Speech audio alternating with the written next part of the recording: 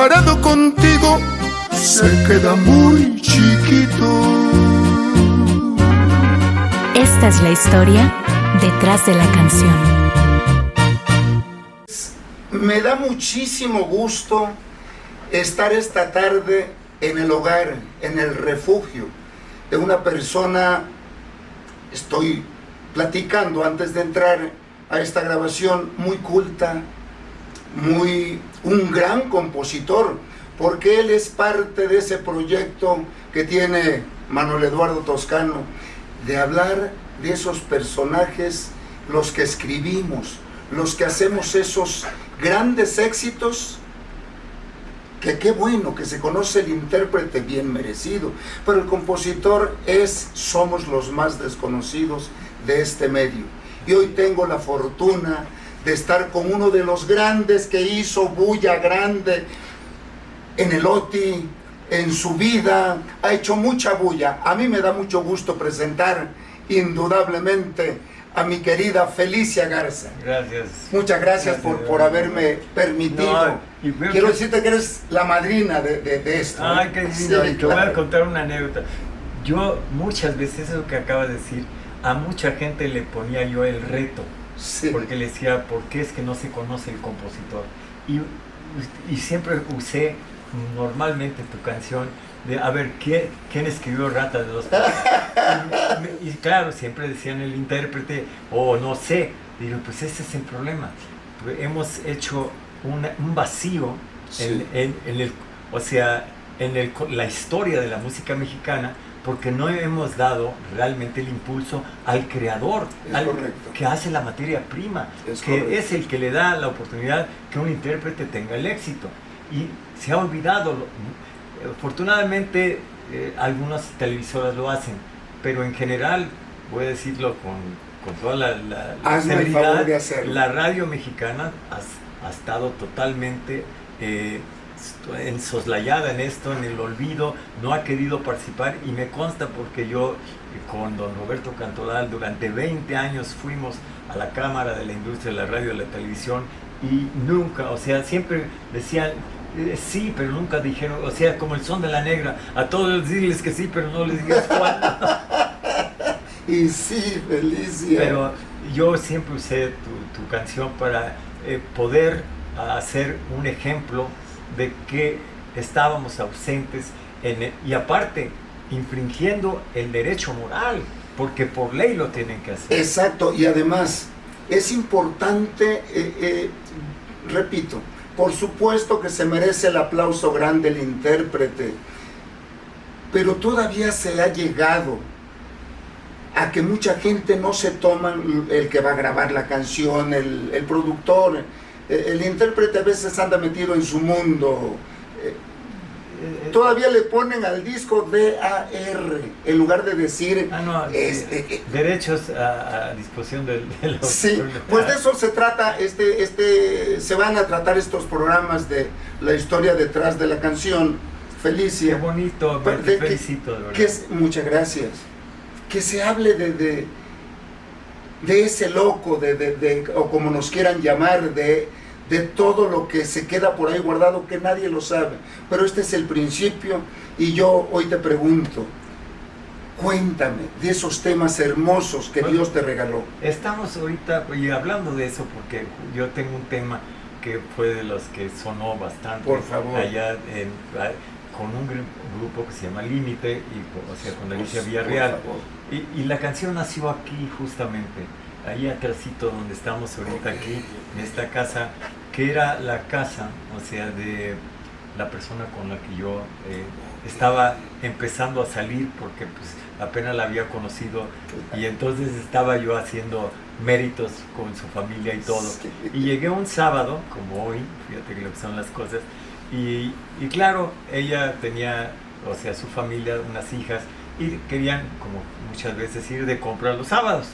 Entonces yo llegué justo en el momento que ellas iban a salir de compras. Y lógicamente las mujeres nunca debemos apresurarlas en las compras. Esa sería una gran equivocación que a veces cometemos los caballeros. O sea, no debemos apresurarlos, ¿no? Yo le digo porque como viví como caballero, tuve que aprender que no era así. Ahora como mujer he aprendido que... Perdón, además, yo le pregunté con todo el cariño y respeto a Felicia, ¿quieres que hablemos de esto? Y me dijo, pregúntame lo que quieras, conmigo no hay problema. Qué bueno que hablas de todo eso. Y entonces, pues llegué y lógicamente me dicen, es que ya nos vamos. Y estaba la muchacha que ya también se iba por el sábado, pues, y nada más trabajaba hasta el sábado de mediodía. Y entonces pues, yo llegué y no me di cuenta que se fueron y la muchacha también. Y me dejaron encerrada aquí. No. Entonces no podía salir. Y dije, y bueno, y ahora hasta que regrese. Y antes, acuérdate que no había celular tan a la mano, que no. Por supuesto. O sea, teléfonos en casa. No, estamos hablando de los 90s, o sea, entonces todavía tener un celular era algo extraordinario, ¿no? Entonces, pues, ¿cómo me comunico? Pues, si anda en la calle. Entonces era imposible. Y entonces yo me acuerdo que le había regalado un teclado a su hijo, un teclado chiquito. Entonces, lo busqué, saqué el teclado y dije, pues me voy a entretener mientras que vienen. Y claro, se tardaban bastantito y pude en ese inter... Ahí empezó la historia. No, compuse la canción. Y no se llamaba, Estamos hablando de... Yo sin tu amor. Yo sin tu amor. Me volvería loca, sí. Yo no se llamaba así porque yo apenas andaba ahí con mucho respeto, se llama Yo sin usted. Pero cuando se la llevó precisamente mi querido Beto, o sea, Alberto Chávez, se la llevó saludos, hermano. Con Jesús Carrillo, que era el productor, que fue el productor de Límite. Sí, señor. Entonces lo llevó para allá y entonces me pidieron permiso de cambiarle para hacerlo femenino más, porque una mujer no puede decir yo sin usted, no se acostumbra. Pero un hombre sí, pero una mujer no, que si no podía cambiarla a Yo sin tu amor, le dije con muchísimo gusto. Se cambió el título, lo grabaron ellos y se hizo el éxito. Ahora, igual que te pasa a ti, todo el mundo dice la canción de Alicia Villarreal o de Límite, ¿sí? En este caso. Y dices, pues sí, y claro, yo creo que nuestra familia le encantaría de repente que se oiga, ese es de mi padre o ese es de mi abuelo. Sí. Y dices, con orgullo, ¿no? Porque hemos dejado un testimonio de lo que es nuestra cultura, nuestro arte popular, y que aparte ya funciona como algo hasta visceral o que está en los corazones de todos los mexicanos. Es correcto. Entonces, eso yo creo que merece ese estímulo de que... Así es que me dijeras tú, tu promotor fue Alberto Chávez. Mi promotor fue Alberto. Así que, te digo, fíjate lo que son las cosas. ¿Cómo es que hablaste de que yo en un momento dado tuve la oportunidad de rescatar algunas cosas para él? Y que en el momento también las cosas se dan. Claro, yo nunca pensé que yo no lo hice por eso, ni creo que él tampoco, era por simplemente me llevó la canción y de repente me dijo, te la van a grabar. Y dije, bueno, y yo cuando que me iba a grabar un grupo de Monterrey, dije, bueno, ojalá pase algo. Pero nunca esperé que iba a tener... No, fue un boom de ese tema. Y en ese mismo disco, ahí también otro de los compositores que ya desgraciadamente no está con nosotros, Jorge Macías, cierto, que tuvo dos canciones, una Tropecé con la misma piedra y la otra Te aprovechas. Lo único más triste de todo esto, y lo digo con cariño, que después nunca nos grabaron ese mismo grupo, ni a él ni a mí. Fíjate que hay algo que sucede, Felicia. Pero eso sí lo quiero decir porque. Y ese es otro de los problemas que hay en él. Y claro, que viene un poco allegado a lo que muchos de ellos querían sofocarte. Yo no sé, es tanta la avaricia a veces que tienen, que quieren que, por ejemplo, en este caso, el que lo estaba manejando era Oscar Flores, y tenían su editora, y querían que todo lo tenías que dejar a fuerza. Cuando nosotros, claro, en ese momento, y una servidor, estábamos creando, por fin, o sea, en la sociedad, el departamento fonomecánico, que era una opción. Donde el porcentaje como regalías era mucho más grande. No nada más editora. Eso. O sea, la sociedad no puede, o sea, subeditar, que eso es lo que hacen casi todos los editores. O sea, aquí viene el problema, mucha gente no conoce la historia, tal vez, no sé si la conoces.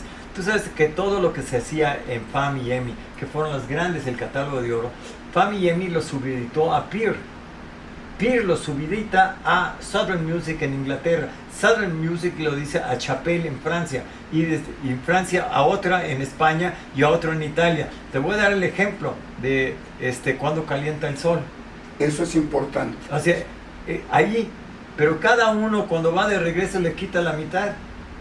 Y cuando llega aquí, en vez del peso que llegó 1 centavo con 50 centavos.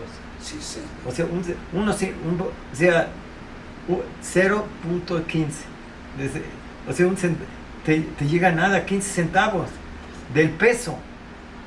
Que ahora, debió haberte llegado, si era el 50%, pues 50 centavos. No, la sociedad cobra directo y te lo da y te quita el 10%. Todo el fondo mecánico hacía con eso, solo es el 10%. 20% es por la administración de la comunicación pública. Pero me estabas hablando de lo que sucedía con la editora en este caso. En este caso, tú la dejas a la sociedad y no tienes ese problema. Ahora, ¿por qué? Cuando tú le dejas a otras editoras, la editora, le concedes el derecho de subeditar a terceros. Sí. Ese es el problema. Cuando regresa, cada uno le mete también el diente. Sí. Y entonces te llega mermado casi siempre. Y en aquel tiempo que era el disco de acetato, tampoco se podía, no estaba, ¿cómo se dice? No había numeración que tú pudieras controlar. No existe todavía. Claro. Ahora, gracias al mundo digital, eso ya son valores absolutos. Pero antes nunca se folió el disco. Exacto. Eso exacto. fue, bueno, ahora si quieres te cuento mucho por más favor, por eso. Por favor, yo sé que esto le va a interesar a nuestro público. Ese es como, por eso existió la payola, que era pagar, o sea, por abajo del agua, que nadie te pedía, o sea, no había aparte recibos de nada, estabas evadiendo impuestos, y el que lo recibía. Casi todas las redacciones estaban así, hoy ya te venden el tiempo y te dan factura de esto. Pero antes no se... ¿Por qué? Porque la mayor parte como no estaba foliado, por ejemplo, le perdían, que ya no existe mercado de discos o la feria del disco. ¿Te acuerdas que eran las grandes? Por supuesto. Compradores mayoristas de los discos. Bueno, pues ellos, por ejemplo, te decían, mándame del éxito de La nave del olvido de José José. Mándame 40,000, pero 20 sin factura y 20 con factura. Entonces nadie sabía, el otro 20 él le quedaba directamente y no pagaba a la compañía a nadie, ni al disco, ni a nadie. Y también servía que el otro tampoco pagaba nada más el 20%, aunque vendía muchísimo más discos. Ese era el negocio. Y aparte se lo copiamos a los americanos, que dicen que son tan sanos y no corruptos. Se lo copiamos, ellos nos los enseñaron. Y claro, ese fue el mal de esa corrupción que existió durante tiempo. Y después la misma gente de las grabadoras, esta es la historia que muy poca gente lo sabe, la misma que ejecutivos que empezó a pasar esto, empezaron a mandar ejecutivos extranjeros para fiscalizarlo. Y entonces muchos de ellos dejaron la industria como estaba, pero fue cuando empezaron a hacer los casetes, que fueron los primeros formas de piratería. Y claro, a veces tenían los contactos para poder tener y sacar el material discográfico antes que la misma fábrica. Muchas veces te ibas, lo digo en mis principios, cuando yo llegué aquí a la gran ciudad, te llegaba el fin de semana y te ibas a Tepito. Ya estaba el tema en la venta ahí con los cassettes y todavía no estaba el espionaje industrial que había dentro de esto. Ellos fueron, por eso digo, el mal se fue acentuando cada vez más. Luego viene el nuevo formato digital, pues peor todavía se hizo porque fue mucho más fácil y con una fidelidad completa, porque y que fue cuando empieza todo el mundo, cultural, se vuelve unos y ceros, se hace totalmente digital y deja de ser el soporte físico lo importante, y ahí viene para abajo lógicamente el disco físico empieza a deteriorarse. Hasta ahora que nosotros, eso sí, gracias a que la sociedad anticipó estas cosas, Roberto, el hijo de Roberto, y sobre todo Carlos Cantoral, que casi nadie lo nombra, que es la persona técnica, que es el que ha hecho todos los cambios estructurales cibernéticos de información en la compañía, en nuestra entidad, nuestra organización, es el que nos agudizó para que pudiéramos ver el futuro, a dónde iba todo tecnológicamente. Sabíamos de los retos y nos aprestamos y le apostamos a las nuevas tecnologías. Y por eso es que hoy la sociedad está cobrando el derecho digital y es el número 1 en el mundo. Sí. O sea, Sí. estas son cosas, pero nos tuvimos que anticipar a estas cosas porque el mundo se venía deteriorando, porque precisamente, como dice el dicho, el ladrón que roba, ladrón tiene 100 años de perdón. Y claro, los chavitos empezaron a robarse todo porque no sabían que lo estaban robando, creían que era gratis, ¿no? Pero había una violación a los derechos de nosotros. Y yo regresándome a lo que tú me comentabas, de que no volvieron a grabar, sabiendo que tú habías dado grandes éxitos, en este caso hablemos de Límite, y ya no te volvieron a grabar por esa presión de que me firmas o no te grabo más. Y ahora llega, y tú lo sabes, hay hasta intérpretes que quieren que tú les des la participación de la obra. Esto es lo indigno que, o sea, que no les basta que está en la explotación. Esto es una muestra, qué bueno que Felician nos aclara eso que sinceramente ni yo sé mucho de lo que me está platicando ahorita. ¿Cómo va a vivir el compositor actualmente? Porque ya no es fácil de que te graben eso que tú dices. Si no, es que vamos a poner, yo le pongo un versito o no le ponen nada y ya quieren. Bueno, quieren que le participes la coautoría. Esa codicia, y, o sea, sin escrúpulos, o sea, que dices, ¿pero por qué? O sea, o sea, el pastel, pues hay para todos, claro. Pero hay quienes quieren agarrar todo. Ya tienen el éxito, van a tener en sus conciertos, presentaciones, todo lo que quieren, pues todavía quieren todo lo demás. Y claro, el compositor siempre ha sido, tú lo sabes, el más marginado. Es correcto. Hay unos cuantos afortunados, pero la mayoría, pues realmente no, o sea, a duras penas, como decía nuestro querido Tomás Méndez, tienen para la manesque. ¿Te acuerdas de mi querida, ahora la Azteca que decía? O la figura. Ahora figura. Y te decía, y sí, no tienes para el chivo, o sea, la verdad, y eso es lo más importante para cualquier ser humano, es poder salir adelante en la problemática de su supervivencia y de sus seres queridos. Es correcto. Entonces, cuando eso no, y eso fue una de las razones por las cuales yo dejé prácticamente mi carrera atrás como cantante, o sea, más bien en la parte artística de estar presentándome mucho, para integrarme a la sociedad, porque queríamos, precisamente porque yo vengo de una familia de compositores también. Por supuesto. El Charro Gil, canciones como ¿Qué hubo, qué hubo, qué hubo? O ¿Qué hubo, qué hubo cuando el piojo y la pulga se van a ¿Verdad casar? que es de papá? El piojo y la pulga se van. Exactamente. Y después mi tío, el Güero Gil de los Panchos, o sea, y mismo mi tío Chucho. ¿Qué personaje? ¿Qué personaje? Mi tío Chucho, dos arbolitos que parecen gemelos. O sea, hay otro muy buen Pocito de Nacaquiña. Que existe el Pocito. Para quienes no lo sepan, en Misantla, Veracruz, existe el Pocito de Nacaquiña. Sí, señor. Sí, hermano. De tu familia, cuéntame. No, es una triste historia, porque ahí se suicidó mi abuelo. No, sí, él dejó a la familia, se lo encargó a su primo hermano Abelardo. Él se había caído, estuvo en el hospital y ya había perdido a mi abuela, estaba muy deprimido, y cuando regresó su hermano le había robado todo, porque pues, se confiaban, y su hermano Aniceto le había birlado todo, o sea, y lo dejó casi en la calle. Entonces hay una carta que yo la vi, que me la enseñó mi tío, el Güero Gil, y decía, le pedía a su primo, te dejo a mis hijos, te los encargo mucho, pero yo solo tengo dos opciones, o matar a mi hermano o quitarme la vida, y prefiero alcanzar a mi Carmelita. Se suicidó ahí en el Pocito de Nacaquiña. Por eso mi tío escribió la canción, por tantas veces fui para ver si pero solito no. Esa canción es de Chucho, de mi tío Chucho Martínez Gil. El mismo autor de Dos Arbolitos. En mi rancho, Dos Arbolitos. Sí, toda mi familia. Yo nací en este, por eso no era de extrañeza que yo pues, saliera pues cantando. Mi mamá era una gran cantante también, y pues viví en este ambiente.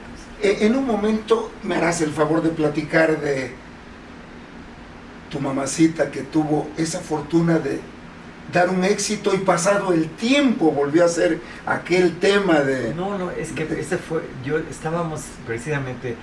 Cuéntalo de una vez. Sí, estaba yo en Argentina con ella, ¿no? Y yo pues, estaba todavía como Fabricio, que empecé mi carrera. Luego me contrató la televisión argentina y viví en Argentina casi 2 años. O sea, contratado por la televisión argentina. Y llevé a mi mamá, llevé a mi hermana, que estaba pequeña todavía, mi media hermana, que es Laura, que ahora vive en Estados Unidos, a la nana, al comal, al metate, a todo me llevé para poder hacer las salsas mexicanas y ¿cómo se llama? Mole poblano y todo. Sí, y nos traían por avión los ingredientes y acá se preparaba todo. Y entonces estaba viviendo allá y mi mamá conmigo y vino un golpe de estado. Por eso yo les recomiendo que nosotros no hemos vivido, hemos estado muy en paz en muchos aspectos, aunque ha habido una violencia, no es nada comparado con un golpe de estado militar. Y yo pues tuve que regresarme ya a México y ahí fue cuando, o sea, de alguna manera me di cuenta, o sea, que mi mamá tenía un éxito, le sacaron un tema y que regresó, ella ya no había grabado, es más, en este caso CBS, que hoy es Sony, le había dado su carta de retiro y luego grabó un disco precioso, precisamente de un homenaje a Agustín Lara, y en Discos Musar con Guillermo Acosta y Chucho Acosta, y después ya no había grabado y lo último grabó como en el 58 y estábamos en el 66, nos regresamos y sacaron un disco que ella había grabado como 15 años atrás, 17 años atrás, que fue Celosa. Lo sacan y wow, y está en los primeros lugares. Vuelve a revivir, a agarrar la fuerza. Y la vuelve a contratar CBS, graba su último disco y a la semana se muere.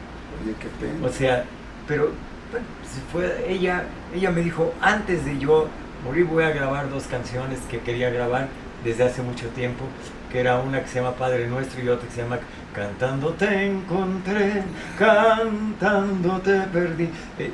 Y las grabó, se dio el gusto de hacerlo y terminó su ciclo de vida. Yo, por eso te digo, todas estas cosas son increíbles cuando ves cómo el amor al arte y cómo se la entrega. Por eso yo siempre les digo, esta es una carrera, mucha gente piensa muy fácil. No, es muy difícil y a veces mucho sufrimiento. Y mucha gente piensa que cuando tú tienes el éxito, ya tu canción está pegando, como se dice.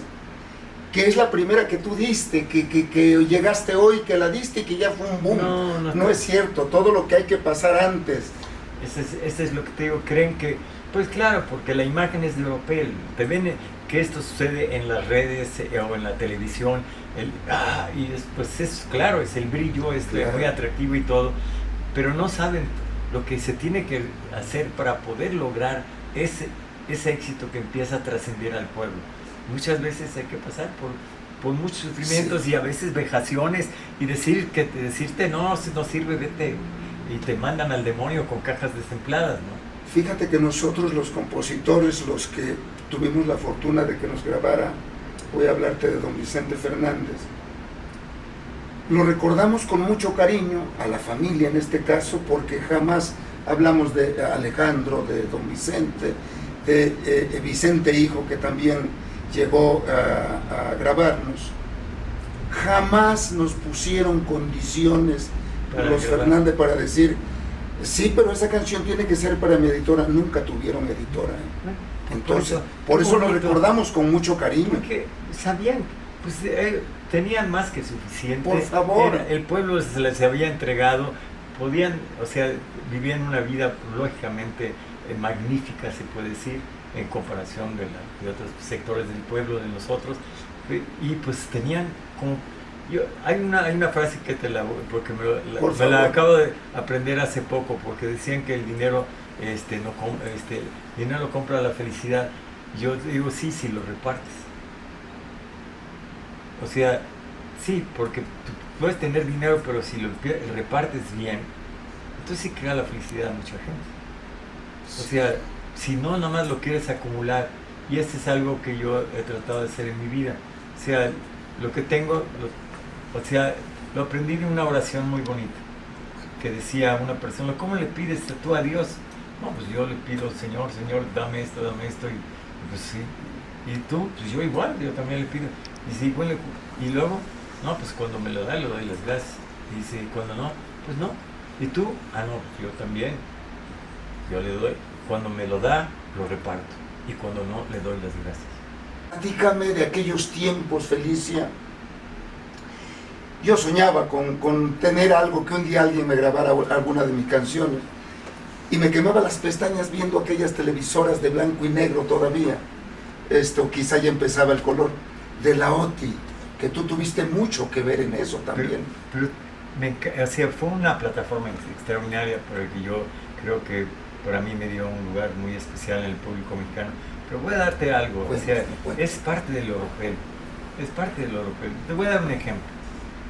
Porque nosotros vemos la televisión y creemos que sí, que van a vender millones de discos. No es cierto. O sea, cuando estábamos aquí, gente que estaba y que triunfaba, casi no vendía nada. Y en provincia había un señor que se llamaba Chalino Sánchez, y vendía medio millón de discos y nadie se enteraba aquí en el Distrito Federal. Las jilguerillas. Por eso tenemos una idea muy, conceptualizado, desgraciadamente, trastocado, por decirlo, por la televisión. Que aparte era la telecracia, o sea, era el gobierno de la televisión. Lo que pasaba en la televisión era la verdad absoluta. Entonces, no es cierto, es mentira. Tenías que ir a provincia, tenías que salir y te veías que pasaban cosas que no.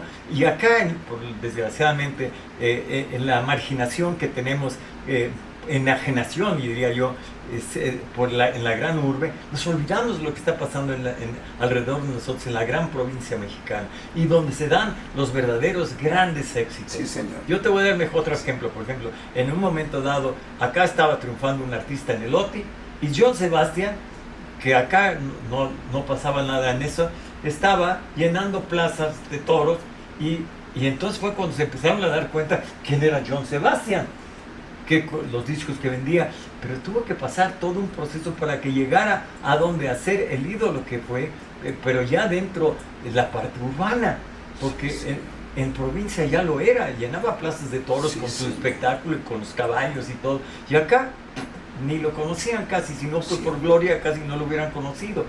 O sea, es cierto eso. Pues sí. Qué bueno que lo comentas, porque esa magia, esa mentirita disfrazada, dijeras tú. Y el OTI fue, pues lógicamente, parte de esto. O sea, donde se hace, claro, llegaba a millones de personas y yo pude tener el cariño de mucha gente a través de usar responsablemente esa plataforma.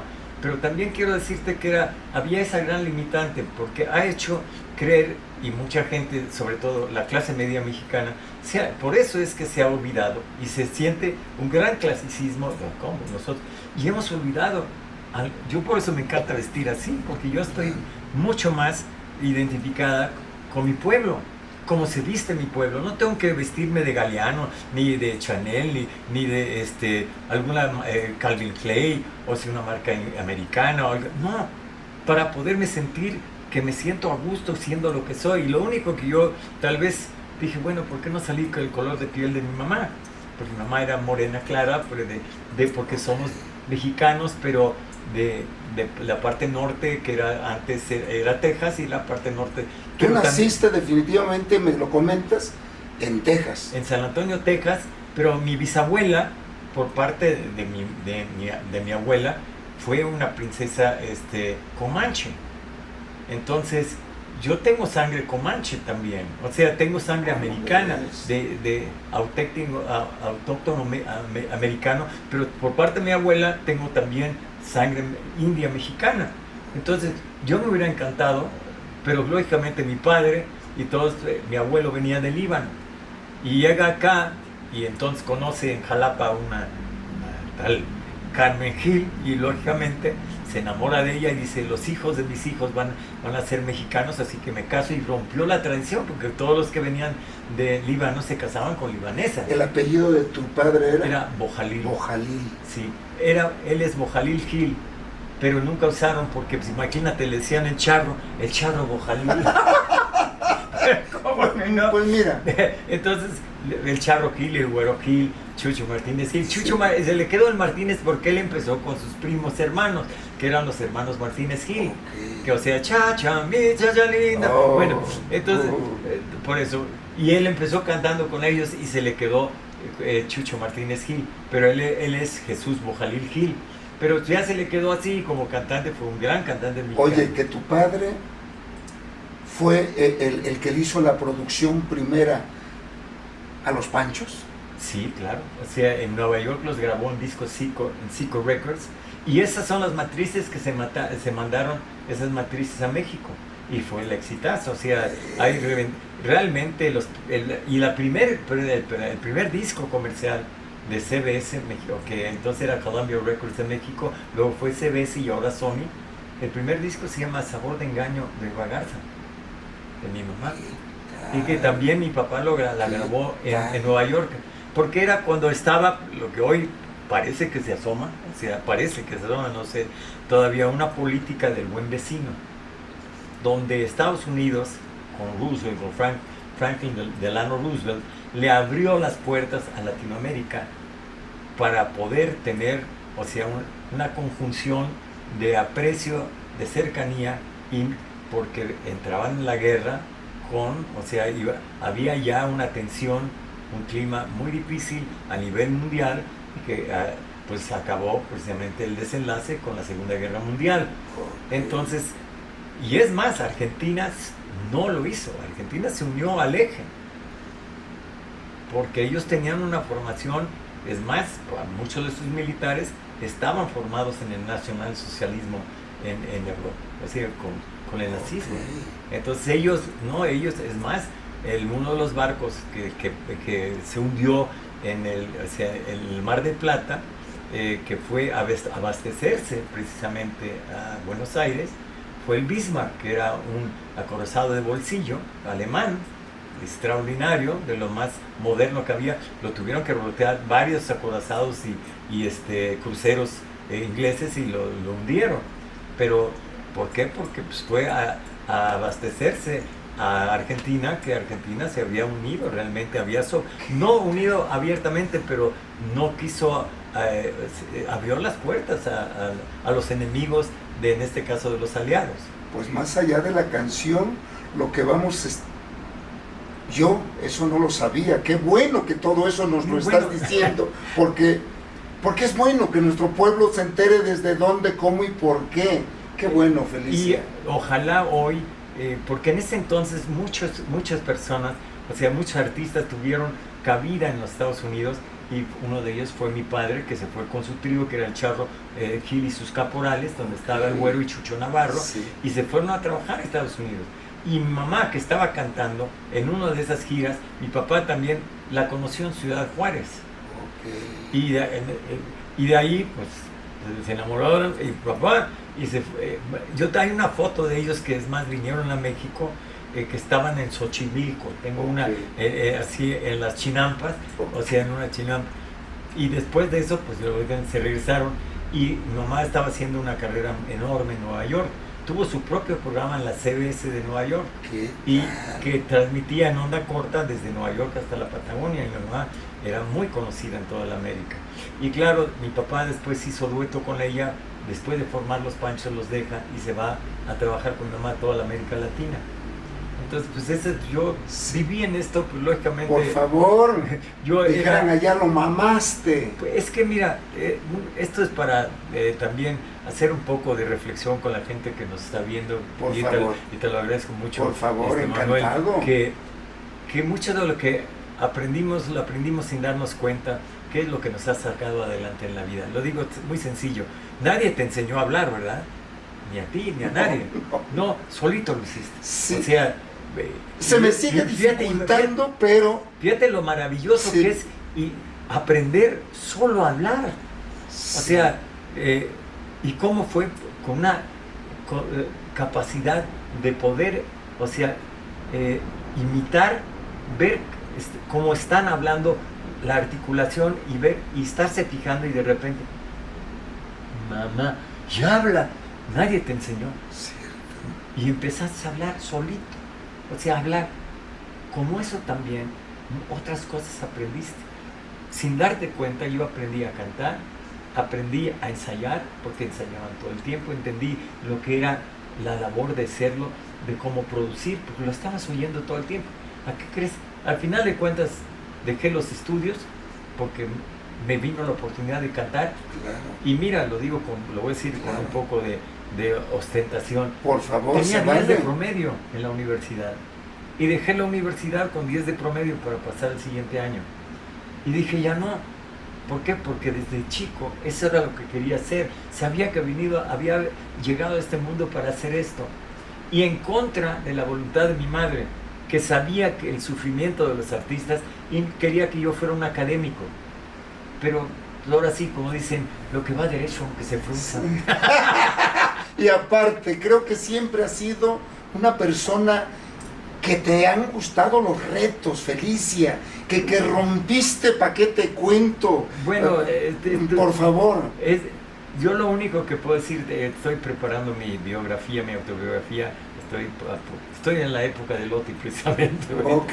Entonces, que tengo mucho que contar porque fueron muchos años. Por favor. Pero lo que te puedo decir es que de esto, mi vida ha sido una serie de cambios bruscos en mi vida. O sea, yo llego a los 11 años, no hablaba español, no conocía la geografía de México, sus costumbres, la comida, el dinero, no conoces nada. Llegas aquí, ¿y qué es esto? Y no hablas, pues no entiendes a los demás. Entonces, de repente, tú te estás formando en otro país con otras costumbres, otra historia, y de repente llegas aquí, completamente, y órale, pero llégale, cambiar de rápido. Claro. ¿Por qué? Pues tenía que ir a la escuela, tuve que aprender español. Perdón, voy a tomar un poquito de agua. Por favor, estás en tu casa, por No. favor. Entonces, perdón, y entonces llegas acá y tienes que aprender. Eso me pasó a los 11 años. Ya que estás bien, a los 20 años, 21 años, y casi 10 años después ya había formado todo académicamente, tenía un futuro. Todos me dijeron, mis propios maestros, que cuando yo cambié por la cuestión artística, nunca vas a llegar a ser como artista lo que pudiste ser como economista, me dijeron. O sea, fíjate la sentencia que me dijeron. Yo le dije, bueno, pues esa es la opinión de ustedes, ¿no? Pero cambió mi vida, dejé todo lo que había hecho antes, todos los estudios, y me aventé, como dicen, voy a aprender a nadar, y me dediqué a cantar. De la noche a la mañana dejé todo. Tan es así que al año y pico ya había hecho una película, ya estaba haciendo otra discografía, me caso, a los 22 años me caso, empecé una familia, o sea, todo fue pum, pum, pum. Ya que estás allí, me voy a Argentina, regreso. En 1969, unos años después, se me aparece mi madre y me dice, cámbiate el nombre. Fabricio. Y dejo Felipe Gil. Y empiezo de nuevo, porque nadie me quería contratar como Felipe Gil. Como Felipe, te querían a Fabricio. Querían Fabricio y yo ya no uso el nombre. Pues no te puedo contratar. Pues no, me tuve que ir a los cafés, a los bares, al Rincón Bohemio. Ahí canté cuando estaba apenas empezando Chabela Vargas. Canté con ella, cerrábamos el congal, salíamos ya, era como dicen ahora, el after, ¿no? Porque empezaba a las 3 de la mañana. Chava Flores cantaba allí. O sea, y de ahí salías y ya estaba a Plain Soleil, ya estaba el sol, estaba arriba, digo, ¿qué más? ¡Qué historia! Sí, y ahí empecé mi carrera y empecé a estudiar, porque mi mamá nunca me había dejado estudiar música. Y me puse a estudiar. Mi maestro fue Juan Elguera, que también fue el maestro de Guadalupe Trigo. Sí. Entonces, ahí empecé a hacer otra historia. Y después vinieron los festivales. Y ya que estaba yo en todo esto de los festivales, y que teníamos pues un nombre ya, y el OTI y todo, que lo habías ganado varias veces, me habla Roberto Cantorán, me dice, oye, quiero que entres al consejo directivo conmigo. Ok. Y dije sí y no. Ahí empezó, porque entonces Televisa Yo vivía de hacer música para las telenovelas, que era muy redituable, la verdad. Sí, Aparte yo había tenido la fortuna que mi mamá había sido muy amigo de Ernesto Alonso, y él me brindó, y otras personas como Miguel Sabido, Irene Sabido, hice varias cosas y pude hacer muchas telenovelas, y claro, yo vivía porque era muy rentable. Por favor. Cuando yo entro a la sociedad, Televisa me cierra las puertas. No me digas. Sí, porque ya estaba yo del otro lado de la mesa defendiendo los intereses. ¿Cómo lo empecé? Ya te entiendo. Que yo no lo había entendido totalmente, y quiero decirte que yo aprendí al lado de Roberto Cantoral de verdad lo que era el derecho de autor y la verdadera situación marginada de los compositores mexicanos. O sea, la forma en que se había explotado indiscriminadamente a la mayor parte de los compositores. Eran pocos los que habían tenido la fortuna de poder vivir única y exclusivamente de la música. Entonces, fue un periodo de empezar a tratar de cambiar totalmente esta filosofía que había imperado, esta forma de operar la sociedad. Y entonces, claro que hubo rompimientos y todo, hubo ciertas cosas que empezaron a conmocionar. Tuvimos que ir a Europa porque estuvimos a punto de ser expulsados de la Confederación Internacional de Sociedades de Autores y Compositores. Y entonces, para poder arreglar esto, y fue por mucha, pues lógicamente rumores, ahora como dicen fake news, que nos habían realmente embarrado, nos habían hecho un daño de nuestra imagen como societaria. Entonces tuvimos que ir a limpiar, y poco a poco empezamos a crear esto. Y voy a darte un ejemplo tan sencillo. Por ejemplo, mucha gente que, conocen estas canciones porque a veces no saben de quién es. Es correcto. Como Cucurucú Paloma, Paloma Negra, Puñalada Trapera, La Oreja no mata, Guapango Torero. O sea, este compositor casi vivió y le dio educación a sus hijos cargándole la guitarra como secretario de los Tres Diamantes. No me digas, don Tomás Méndez. Exacto. Cuando así fue. O sea, y ven los éxitos que tuvo. Por favor. Pero aquí viene la otra, y lo digo con cariño, y que me lo entiendan así. Pero Lola nunca dijo el nombre de él en las canciones cuando se presentaba. Dijeran por ahí, qué ingratitud. Bueno, no se estilaba. Pero no lo estilaba ella. Porque Pedro Vargas sí, dice, de mi compadre, muy agradecido, Agustín. Sí. Y claro, siempre le dio su lugar a Agustín, que le había dado canciones. Cierto. Mujer de mí. Pues sí, lógico. Pero se perdió con la radio de disquera. O sea, antes con la radio era la gran radio, como con sus inicio, la W, la XQ, la XB, era un honor darle crédito al compositor. Sí, sí. Vamos a estrenar esta noche una nueva canción de Gabriel Ruiz y José Antonio Zorrilla Moniz. Usted es la culpa. Y lo cantaban distintos, y se estrenaban las canciones en la XW. Y el nombre del compositor ahí se le iba quedando al pueblo. Exacto. Pero después fue un olvido total con las disqueras. Se empezaron a olvidar de quién era realmente el autor, y que por eso es tan importante el programa que está haciendo, porque esa es la historia olvidada, la historia, la amnesia que se tiene de estas cosas. Qué bueno que lo dices, porque cuando estuve en el consejo, alguna vez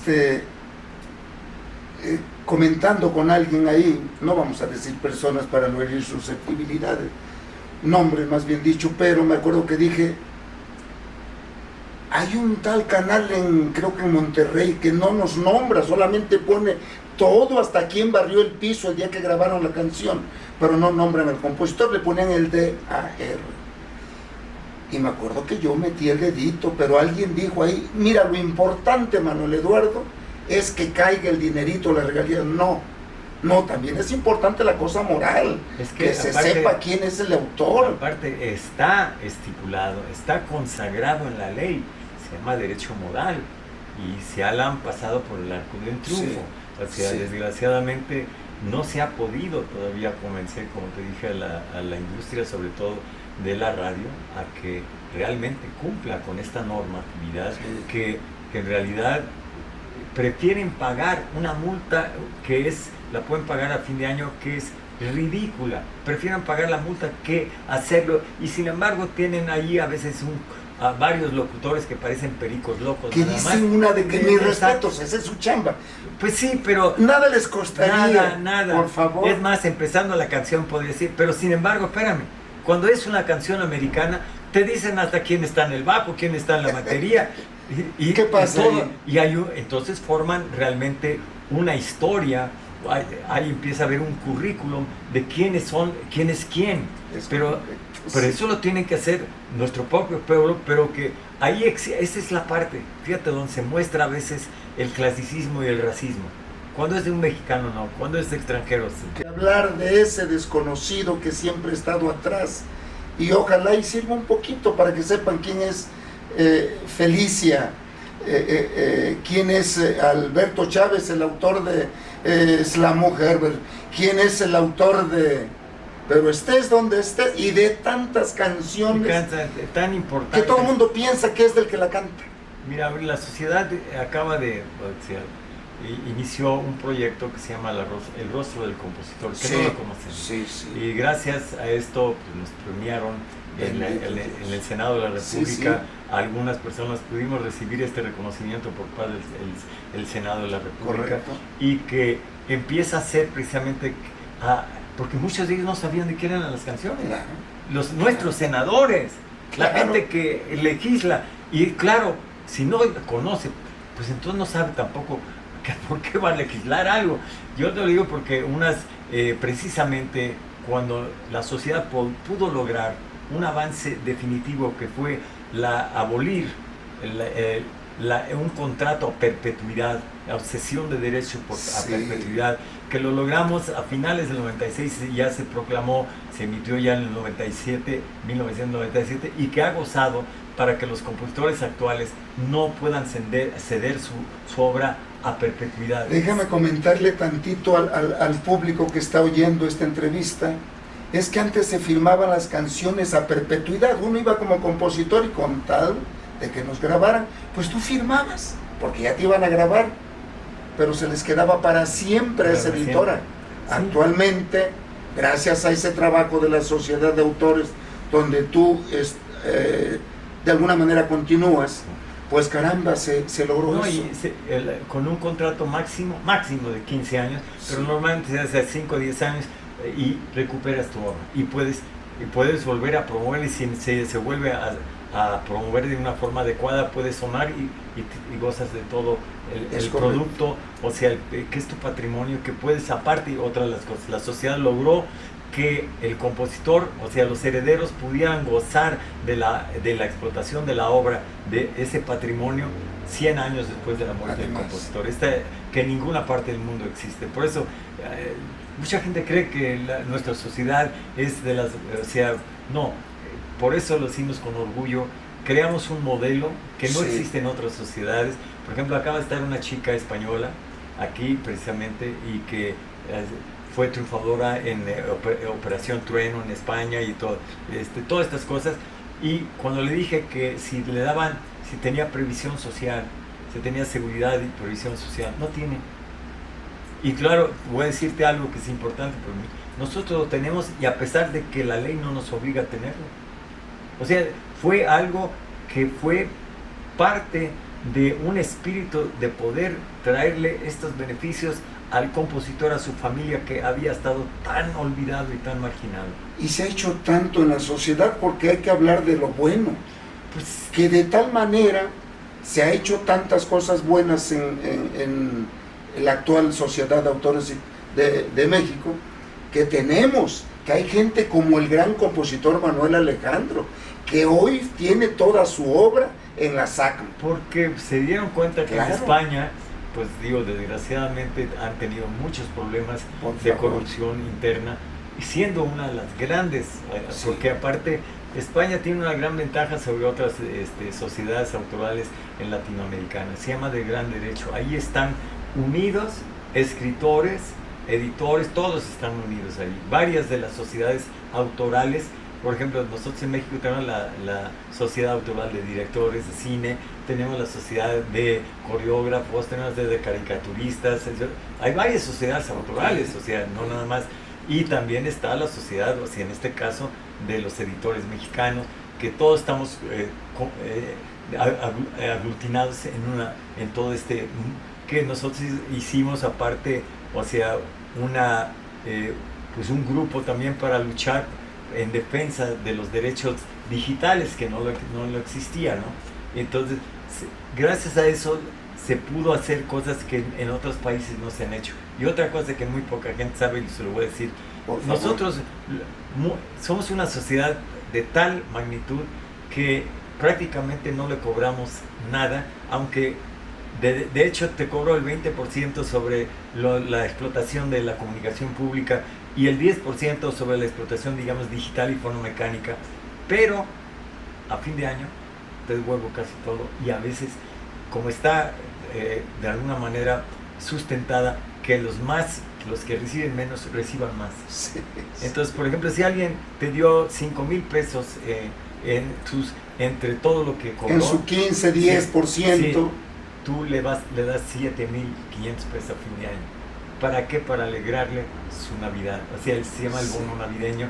Le regresamos a todos los socios, le regresamos, y eso no se hace en ninguna parte del mundo, Y muchos de los compositores no lo saben, bueno, pues no saben la ventaja. Aparte todos tenemos asesoría fiscal y asesoría legal, jurídica, gratis, toda la asesoría. Sí, tú puedes decir, oye, tengo este problema, vas y te tiene que atender.